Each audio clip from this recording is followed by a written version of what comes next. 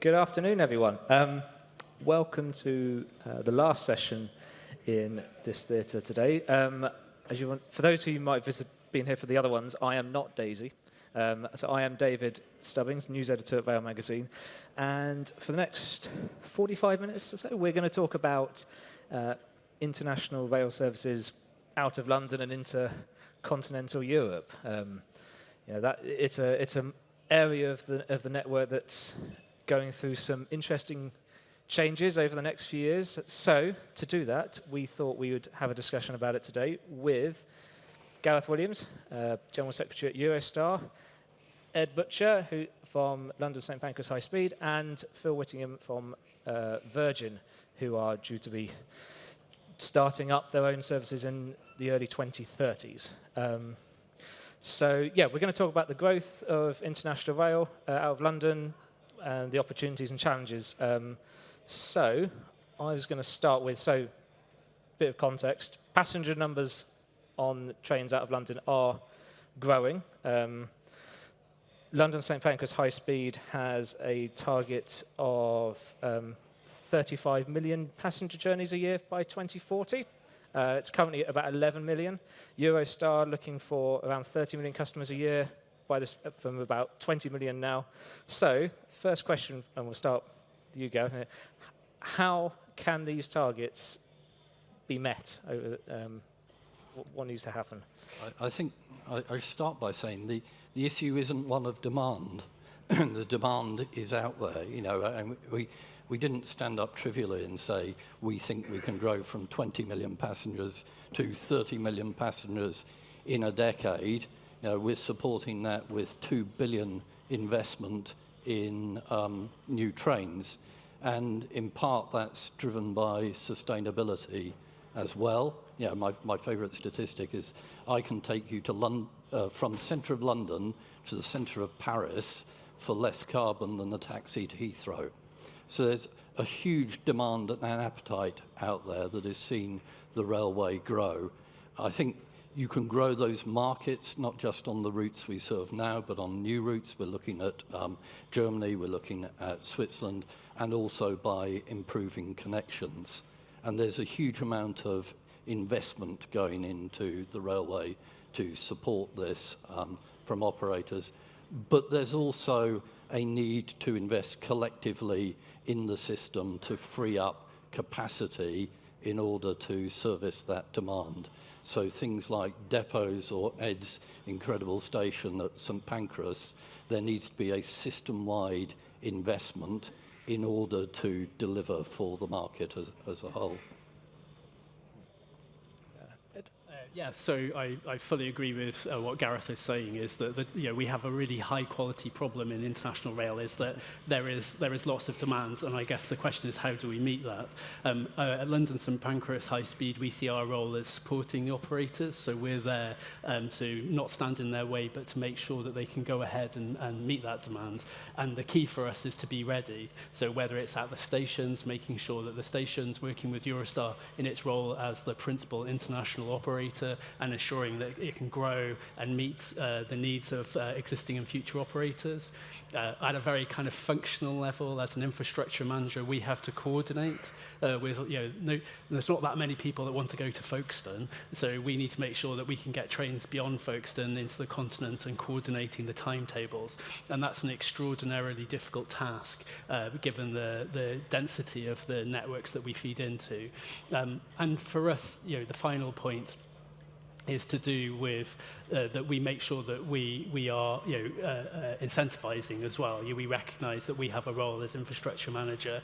It's a high-cost railway because of the lack of public subsidy, and therefore we're incentivizing both existing and future operators to grow into those markets.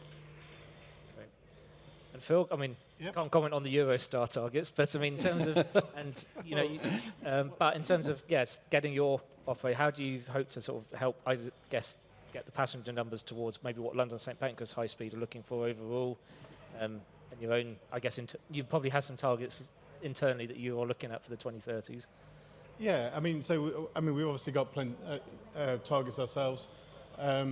and it's really obviously great to hear that Gareth thinks there's no problem with demand. So that's a tick in the box. Hopefully, the investors will be happy with that. But yeah, I mean, I think for us, there is, to enable the growth, there's obviously going to need to be investment in more facilities.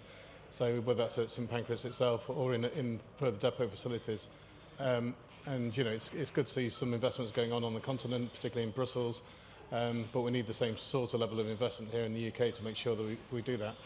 And then I think, on top of that, it's about getting, for us, we want to grow the market. We're not here to just take passengers off Eurostar. We want to grow the market. We want to do it in a really sustainable way. So we want to, use this, the Virgin Group itself has got a lot of history and it's sort of coming into new markets and growing it, and we want to make sure that we grow the market and bring really put customers at the heart of things.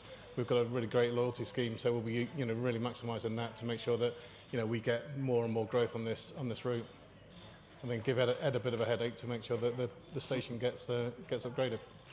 You can share that slogan about carbon as well afterwards, about the... So yeah, you said the demand is there, the numbers are growing.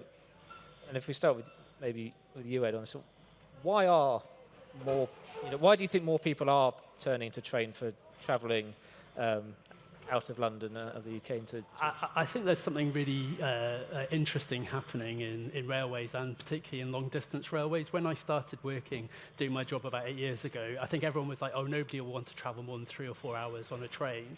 And I was chatting to one of my counterparts in Deutsche Bahn, who have a service between Paris and Berlin, and that's, I think, a 9 hours journey, or between 7 and 9 hours.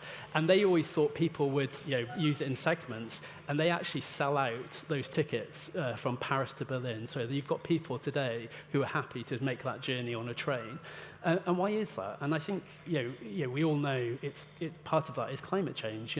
We know it's not something that's theoretical. We know it's not something that's happening in the future. It's something that we see is happening now. And I think people are consciously making that choice of, actually, I want to travel, as Gareth said, by the most carbon efficient means in the sector.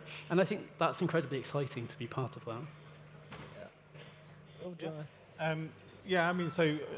Obviously the sustainability is really important. I think that's a real reason to choose trains over airlines. But I think, for us as well, the good thing about rail travel is it's often city centre to city centre. So, you don't have that problem of trying to navigate an international train station to try and navigate around, the Paris metro, for example, or, you can just jump in an Uber and get to your hotel. So, for us, there's a, real sort of encouragement to travel, to go from city centre to city centre. And I think, on top of that, the board is, I think it feels better. It feels like it's better with, going on a train than it does going through an airline, and particularly at busier times. So, I think, they're two real key bits where I think, it really favours rail travel. Yeah, I think Phil hits on an important soft point, about the product. It's city centre to city centre. If you're business, you can work. If you're a city lawyer, you've earned back the price of our ticket by the time you get to the Channel Tunnel.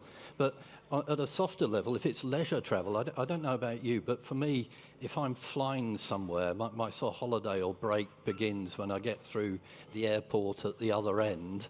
Now, if it's rail, it feels like it begins when I get to the station and get on the train. I think that's a big factor.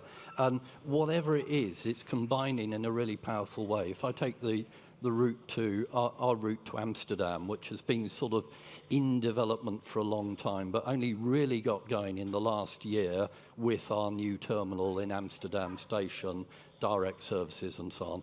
And that used to be 50 flights a day from the UK to Amsterdam. We were expecting to run 3 trains a day in the first sort of year, 18 months. After 1 year, we're up to 5 trains a day, and we are the largest single operator on what used to be an airline route. And that shows the sort of drive towards rail. Yeah, and that really has been what I'd call sort of chapter 2 of the sort of UK international rail.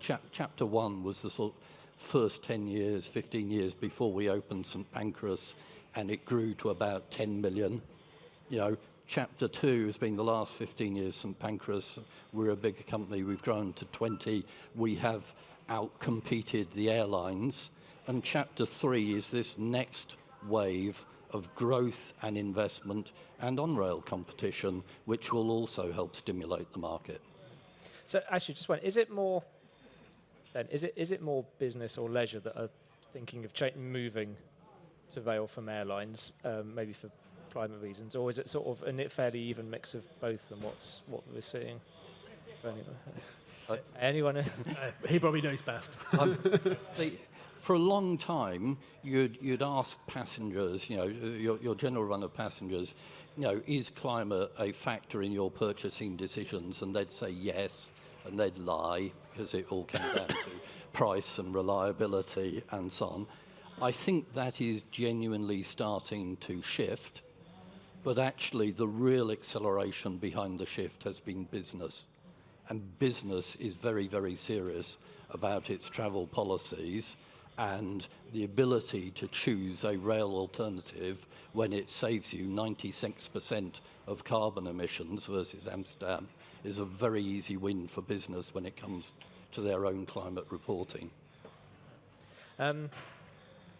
Such as the growth, you know, for the first time, we are, you know, soon going to have a second operator out of London, and you know, this time in 5-6 years' time, we could have 3 operators running. So with Virgin and Trenitalia starting up soon. So how will on-rail competition change the dynamic of, I guess, the offer that's to customers over the next few years? I don't know Phil, if you want to start, as you're one of the people that's attracted to this market. Yeah, I mean, so look, you know, Virgin's got a history of entering into sort of monopoly markets and trying to shake them up.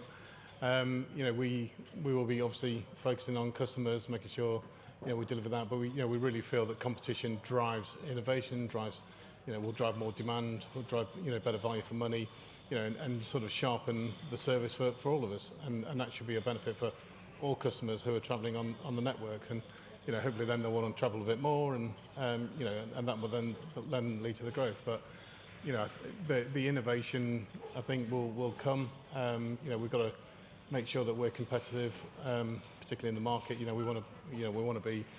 You know, I think we both probably share the aspiration of, or all of us share the aspiration of turning up and sort of almost a turn up and go, getting through the borders, just getting on the train like you do at any other train station in the UK. So, you know, and they're the things that, you know, we'll be pushing, some of those things will hopefully push together, you know, to make sure that, you know, we can grow this market and give customers the value that they need and choice. So, yeah. Do you want to? Yeah, I think it's starting already because, you know, I'm clearly not going to sit here and play dead until Phil turns up. You know, we're always seeking to move forward the product. We made all our tickets exchangeable or refundable. We revamped our onboard catering offer. We changed our loyalty program, etc. This is moving forward already.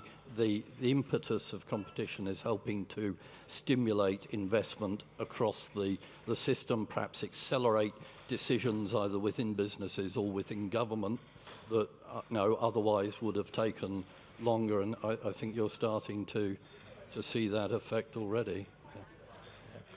I think one of the basic observations is that we don't live in Soviet Russia. People like choice, and I think that's, you know, absolutely at the heart of this. People, whether they want bells and whistles when they travel or they don't want bells and whistles when they travel, that comes down to what people want, and that it's like diversity of offer that really makes drives innovation.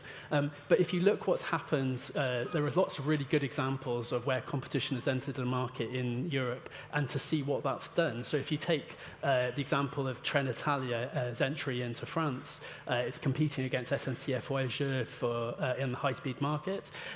You can see that the volume of services increased by roughly 20%, and in terms of passenger benefits, the costs went down by about 25%.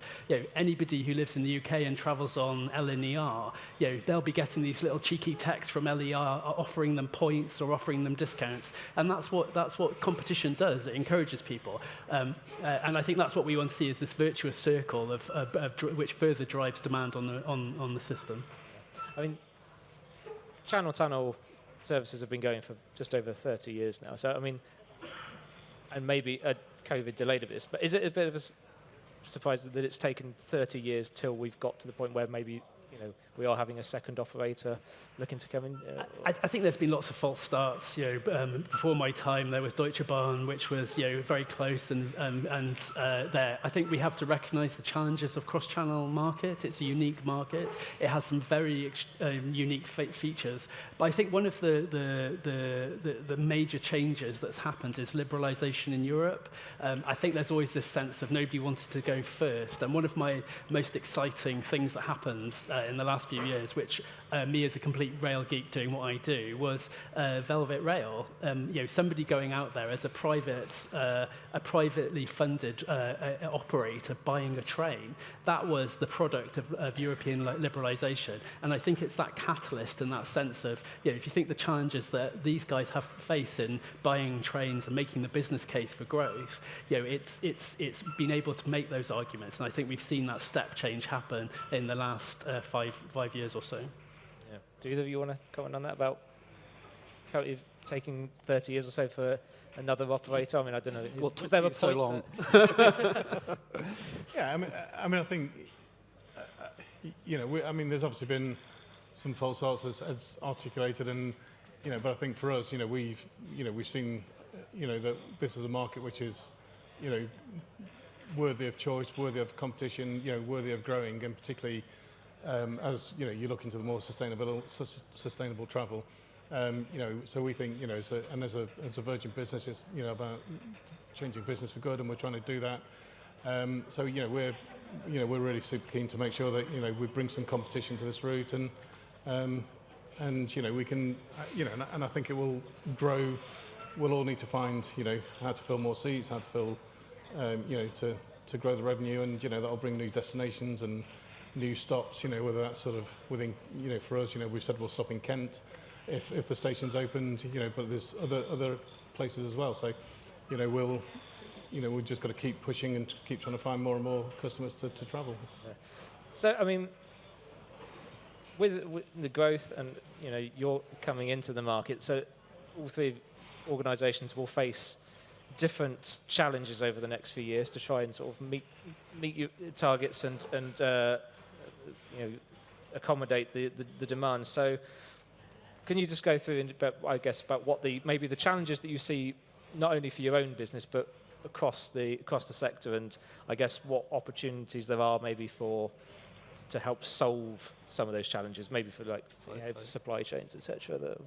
I think this perhaps isn't a supply chain one, but there are others. But Phil alluded to it earlier, and one of the key ones is borders. When Eurostar opened, it was fantastically innovative in terms of the borders. It was juxtaposed controls. So if you've ever used our service, an ED station, you turn up, you go through a UK border exit check, the security, and the French entry check. And then when you arrive in Paris, you walk straight off the train. It's a win-win. It's an incredibly secure system. It's the most secure way of arranging your borders. All the problems are dealt with up front, but it's also efficient for passengers. You're only queuing once. I think in the part, that needs to evolve. There needs to be a juxtaposed 2.0 that looks at how can that system that was basically border officers sitting back to back under a shed doing manual checks evolve into an integrated, automated system. Recently, the UK has been all consumed by Brexit, and then the Schengen authorities were all consumed by their new entry and exit system. But there is a real need and and an opportunity to streamline both the border and security process, and I think that would be utterly transformative. I fully agree with Gareth. One of the key challenges is the border. But I think for me, there's a larger challenge which I face a lot as we work on new destinations and coordination of capacity internationally. I think one of the challenges that we face is winning the argument for international. And I call it a little bit the Deutschberg problem. You know, when I go to Germany and I'm trying to speak to my counterparts about why they should welcome new international services to Cologne, they're going, well, what about the 320 from Deutschberg? You know, because they're really worried about that train, and they've already sold that capacity, and it's and there is always this tension in rail systems between users. That's just a natural part of how railways are set up.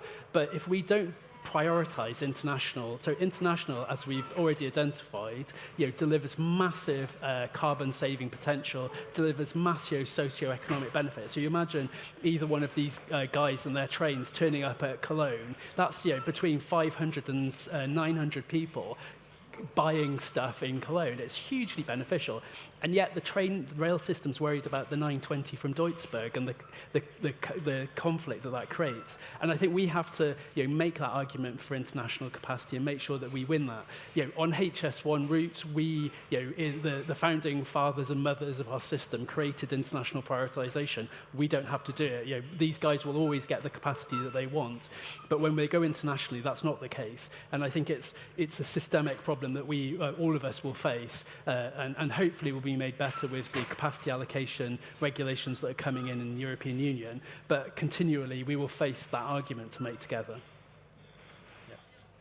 Yeah, I mean, Gareth touched on the borders thing, which is, just to elaborate on that from our point of view, it just seems illogical that you can drive through the tunnel with a car, no checks. You go to St Pancras, you have your bags checked. It just seems crazy that that's the situation that we're in. So we'll obviously try and do what we can to try and get that changed. But it'll be an uphill battle. But it just seems illogical when we're trying to promote rail travel, promote that sustainable mode of transport, to have those checks which seem unnecessary when the risk can only really be the tunnel, which hasn't got those same problems itself. So. But I think that you asked the question about supply chain. I think for us, the goal, and I'm sure Gareth will agree with this, is to promote growth. We've got to try and get fares down, but it's a really expensive piece of infrastructure, whether it's HS1, the tunnel, or going to France. So it's like, how do we get those costs down? And I think that's a challenge that we can put to the supply chain. So whether that's sort of track access costs, how do we improve those? For us, is one of the other big costs is train leasing costs. They're expensive to buy, and they're expensive to maintain. And part of the problem there is, it takes 4.5 years to get a train into service. And it's not because it takes 4.5 years to build; it takes 2.5 years to get in past. Which, when you sort of step back and go, would that happen with a car? The answer is no. So, why? What can we do together to try and improve that situation? So I think, for me, it's looking at those big cost bits and saying, look, how do we get some of those problems out? Yeah. Just on the point about sort of the argument about security and barriers, who do you have to make those sort of arguments to try and streamline it and make it? You made the comparison with the car. You don't have anything checked, but you do if you come off a train.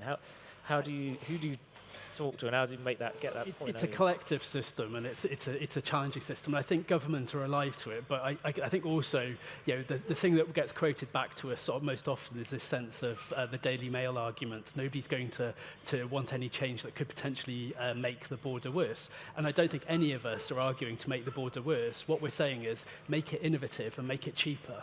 We recognise that we've never been a member of Schengen. We've never been part of the completely. We've always had a border, effectively, even when we were members of the European Union. What we're saying is that if you want us to grow, if you want us to go to new destinations, you have to make it cheaper. You have to make it. I think in many instances, government underestimates the positive impact it can have by saying what it wants to see.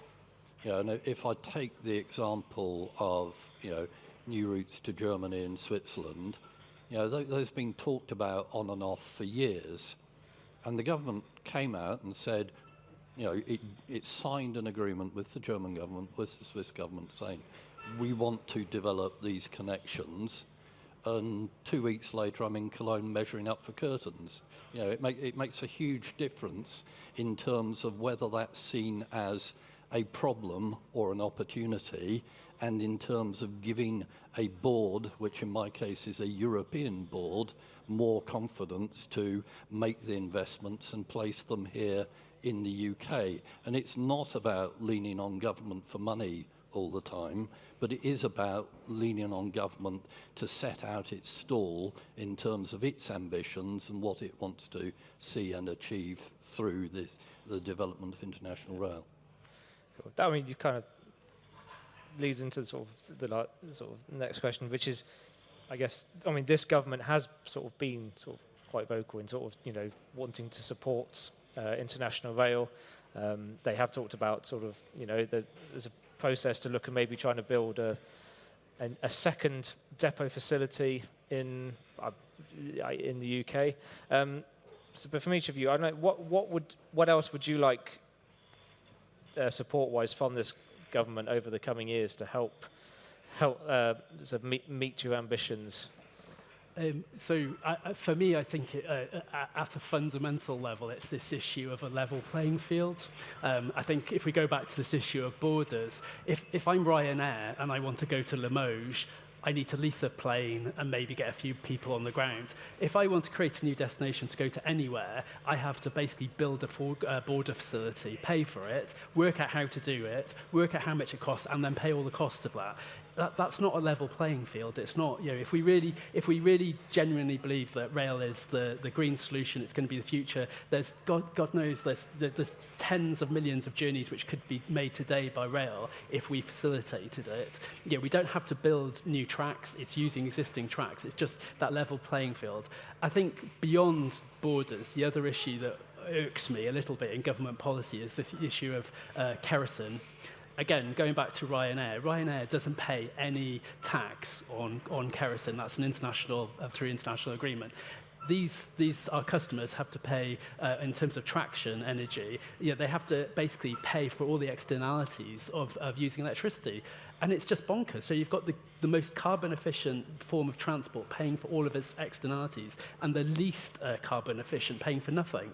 That's not a level playing field. And I think that's where government can intervene to basically try and make life easier for the players in the market. Yeah. I mean, just to add to, the other problem as well is we have to get trains homologated to go to a different destination as well. So, you know, it's not like with the airplane you can just fly somewhere else. You know, you have to get the trains approved as well. So, you know, that all takes time as well. So, you know, there are other issues that on top of what Ed's alluded to. I think, but I think for me, I mean, in terms of what the government can do to sort of enable more growth is just, you know, try and look at sort of more holistically particularly around the domestic market. I mean, so, you know, I mean, if I go to Paris, I live in the Midlands, I get on a flight because it costs me 200 quid return to go to London, and it costs me £300 or £400 to go on the Eurostar.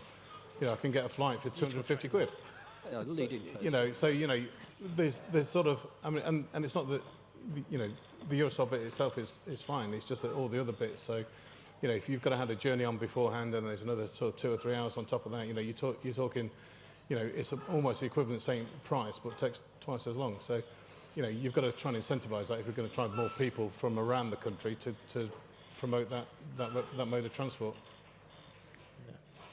Yeah. Gareth, anything else you want to add on? I think. I'll give it, okay.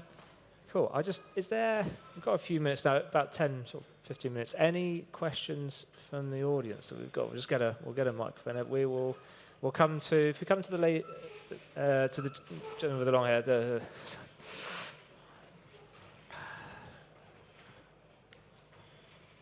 I'm Samantha Pan from Bowis as a senior project manager, and originally I'm from China, and our topic today is international rail. So I just mentioned, like, I was born in China, and when I was little, to travel between cities across the province is only 1 train per week, and now it's like a couple of trains every day. See how fast China been progress comparing what we're doing here.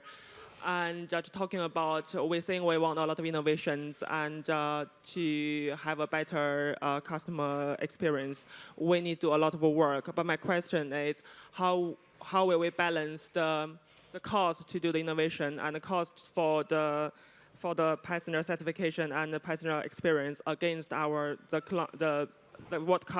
the client will be interested in, the revenue and the cost efficiency? How will we balance that? Thank you.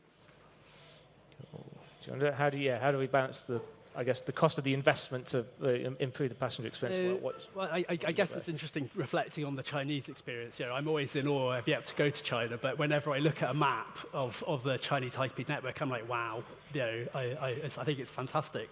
And at the heart of that is a government that is absolutely committed to rail, is committed to what it can deliver for its socioeconomic benefits. It looks beyond passengers, it looks at high-speed freight. And I think that's a key component of the railways. Ultimately, no railway system is totally self-funding. It requires government intervention in some way or another, whether it's in guarantees or whether it's in some form of intervention.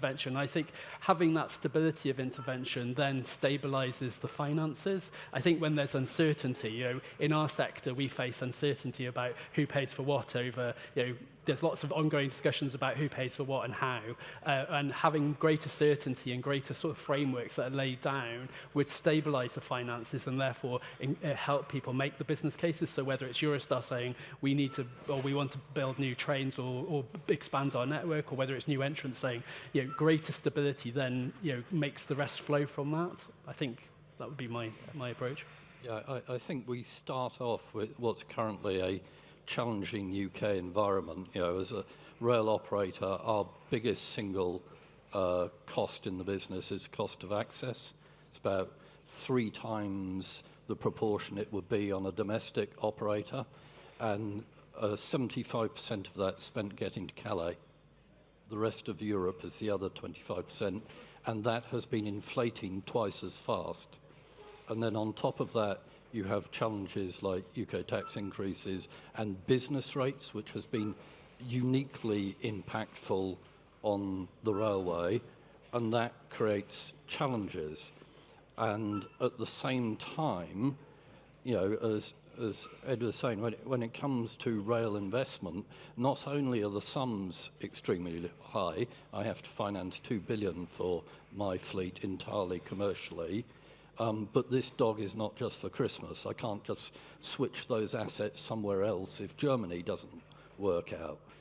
So I think that's where that additional comfort for a board, considering those long-term investments of government making a clear statement commitment and actually responding to some of the pressures that you face on investment, becomes incredibly important.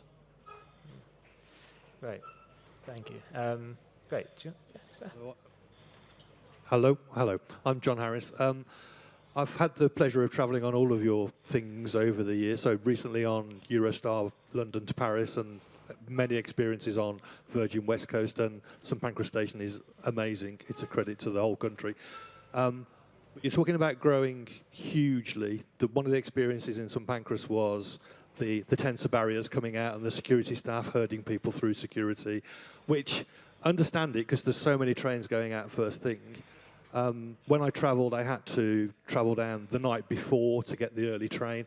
And I think Phil touched on this a little bit with integrating with the rest of the country, which I think, if you're going to grow so hugely, how do you think you can integrate with the rest of the country when you're talking about the issues with border security and the TSIs and how they work with integration with the trains and the stations and the systems? I understand the challenges, and with rail being a political football in the UK, I don't envy you those challenges, but how do you make it more than about London to Europe? Because I think that's where the growth could be, and it takes away the flights from Birmingham because it's cheaper. How do you do that? I think one of the things that we will see is with competition is innovation. I'm sure Gareth can talk more comprehensively, but today you can buy a ticket from London to largely most major destinations in France through the integration, the ticket integration. There's a degree of cross-subsidy. I imagine in the future, as these guys are fighting for customers, they might start talking to GBR about how they can integrate better into those ticketing systems. And that's the great thing about competition, is it encourages things to do things which perhaps they might not want to do today. I think getting a train past London is going to be a challenge. Unfortunately, for reasons that are well publicised, HS2 will not be going, is not integrated into HS1. Personally, I think that was a massive mistake and very short term, but it wasn't my £1 billion to spend. It was, but that's in the future. We have to look to what we can do today, and I think there's a lot of things you can do just through, as Gareth alluded to before, this idea of price. I think when the price comes down and you do get that sort of sense of cross-subsidy from ticketing, it will encourage people from Birmingham to say, well, okay, it's roughly the same, but it's roughly the same price as well. Today, the price differential is just nobody would bother because they can get on a Ryanair. So I hope, my great hope is competition. I think there's both, it starts with a capacity problem. As I say, the demand is there, but there are capacity constraints. As Phil said, if the incumbent is standing up and saying, I think there's a market for 50% growth in this market, but I currently don't have the capacity to meet it, you're going to come along and say, I'm here to help. So we're tackling that, the investment in trains. If you look at infrastructure, and Ed Station or Paris Nord, well, to quote Jules, we're going to need a bigger boat.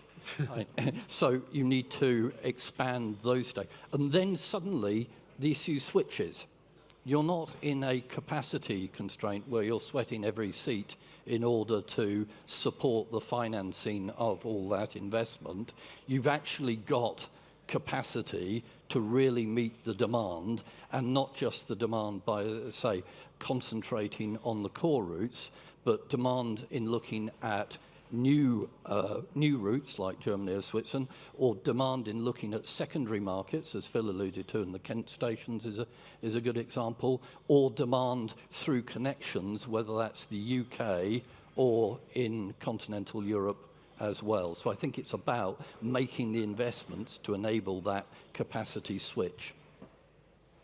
Yeah, so I totally agree with what my colleagues there have said. So I think the HS2 link is a missed opportunity. That would get you, very quickly from the Midlands into London, potentially be able to get a sensible timed Eurostar or one of our services from 2030. So, that I think is an opportunity missed. We've tried over the last couple of years to try and get paths on the West Coast to try and, enable something more like this as we were looking to develop this opportunity. But there's no capacity. So we're going to have to integrate better with GBR. So I don't, for me, I don't see that as something that's going to come in 2030 and beyond. It's something we need to do sooner, and try and get quick services down, to try and get people into Paris at a sensible time, and Brussels. And that should, having GBR, will that make it easier then for you, rather than having to work with lots of different operators, I guess, in terms of, it gives you sort of a more of a single entity to work with, I guess, rather than, potentially. But I think it sets, it's what we said earlier, the government's got to set its stall out that that's what it wants. Because if it wants domestic, it's going to prioritise domestic. If it wants, to sort of introduce more, international travel, then it needs to promote that. And the two can go hand in hand, but it's, it needs to be a clear, a bit like they did with Ed's infrastructure. It's international trains have priority, and I think it would need to be something like that to make it work. Great. Anyone else? Yes, I think I saw this hand here go up first, so we'll go. We've got 5 minutes, so we'll do.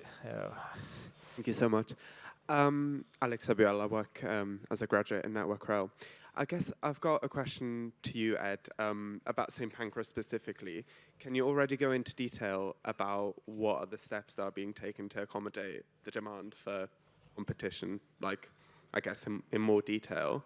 And also, secondly, from like a commercial point of view, is it viable to start a train in Stratford International, potentially? Because that seems like a station that is very well connected to various parts of the country and is not currently being utilized by international services. Yep. Of course. So in terms of St Pancras, I think a couple of years ago, we got a new chief executive, and he came in from London City Airport, and I think he looked at St Pancras and he was a little shocked at the experience, and he came with some ideas about what could be different, and some of those, we have worked incredibly closely with Eurostar. Eurostar is the principal international operator.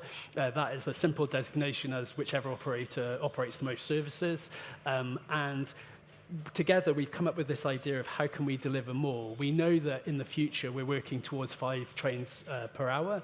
That's roughly 4,500 people. We need to make sure that the station can deal with that. And there are some quite interesting and ongoing discussions about how we deliver that. And I think we're sort of, in terms of, to use Gareth's analogy, it's like how big the boat is that we get in terms of getting there. But I think I'm happy to say that we're advanced in those plans, and we've shared that with all prospective operators as well, so they can see it. But one of the things that our new chief executive brought with him was this idea of turn up and go.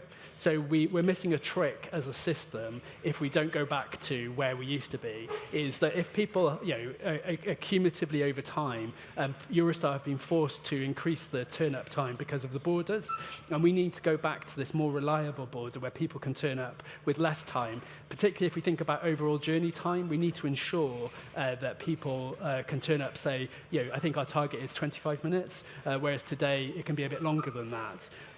And some of that comes with reliability as well. I think one of the challenges Eurostar faces in relation to the international border is the variability of the flows, the variability, and we want to make sure that there's, the system operates more like a sieve and allows people to go through. I'll let Gareth talk a little bit more. But just to touch on Stratford is part of the system. It's there if somebody wants it. It's an excellent station that was, it's passively built. It's called Stratford International, although an international train is only stopped there by accident, not on purpose. But we're happy to engage with any operator that would want to do that. And some of the prospective operators have looked at potential plans. There is a market. But my guess is the market is bigger in St Pancras. So if you imagine I always think of international rail demand as a big footprint. You've got one massive footprint over there, which is Paris, and another one, which is London. If you go to another destination, that footprint gets smaller, and so you need to work out what you're going to do differently. We're absolutely willing to have that conversation with anybody that wants to have it. And my guess would be is once we get fuller, people want to have that conversation even more. Cool. We've got time for one last question. Thank you. Ross Stimmock for East West Rail. I'm a tunnel consultant. So first quick comment is tunnels can fix missed opportunities quite easily if the desire is there. And I was a Channel Tunnel guy, right, 40 years ago. Just interested in your panel. Was that asset that you have of value? Is it holding up well? Is there any blockages there? Is it running at capacity? And do you need another one? I think, like the station, I absolutely support what Ed was saying. Actually, there is space there.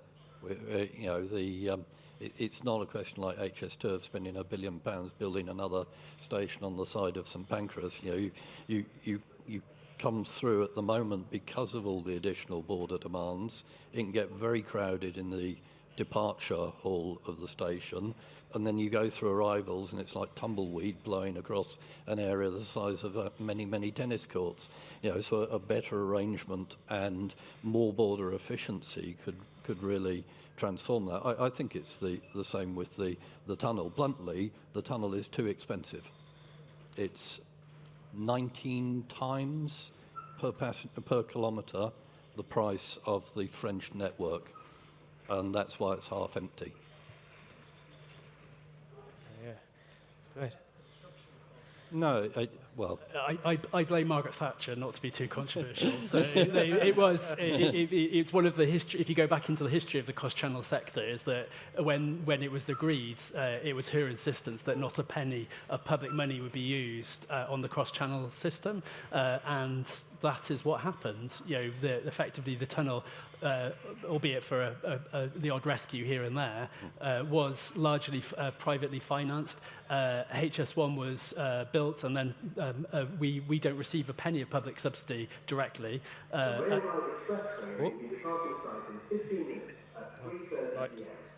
You better.